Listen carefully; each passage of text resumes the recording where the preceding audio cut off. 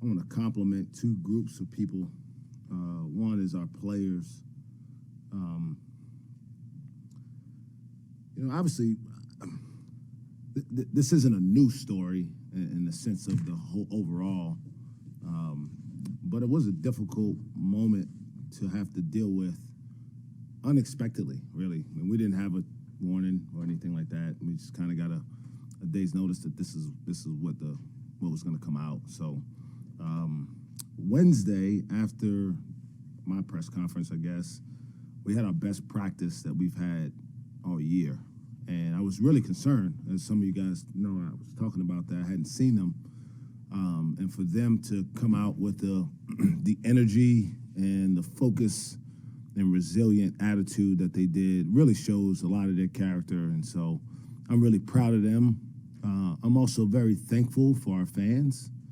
I think we built this team up quite a bit also. I probably lead the charge in that. I'm a pretty positive person, and I know the work that our staff has put in the last 4 years to get to the point where I feel like we have a really, really competitive team nationally competitive. And I think the news took some wind out of the sails of our fans as well. But I also think that it motivated them to rally behind these kids. And the response has been overwhelmingly positive, certainly from our fans, but also from people outside. Even some of the people down south, I'll be perfectly honest. One of the people, and I don't like to name drop at all, but I think it's important to know, Joe Castiglione actually sent me a text message. I think he actually tried to call me, and I didn't have his number, so I didn't answer, but he sent me a text message to just offer support. He didn't take a stance one way or the other, but I think he respects the way we try to run our program here.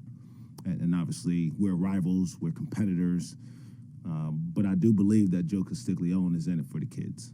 I do believe that. So I want to thank him also publicly for reaching out. He wasn't the only one. There were several, but I don't want to go through a list of people. So with that being said, obviously we came out and played a game tonight, and we showed some jitters, and I wanted to play against a team that I knew would be well prepared and well coached, and I have a ton of respect for Coach Hoffman.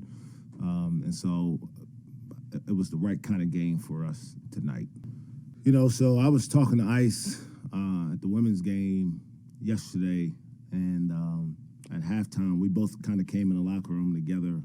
I think I was going home and had to pick up something, and he might have been coming to get something to eat. And it was his idea. He suggested, because they hadn't talked to you guys since then, and obviously they're gonna be asked about it at some point. And he suggested that they come and do it together.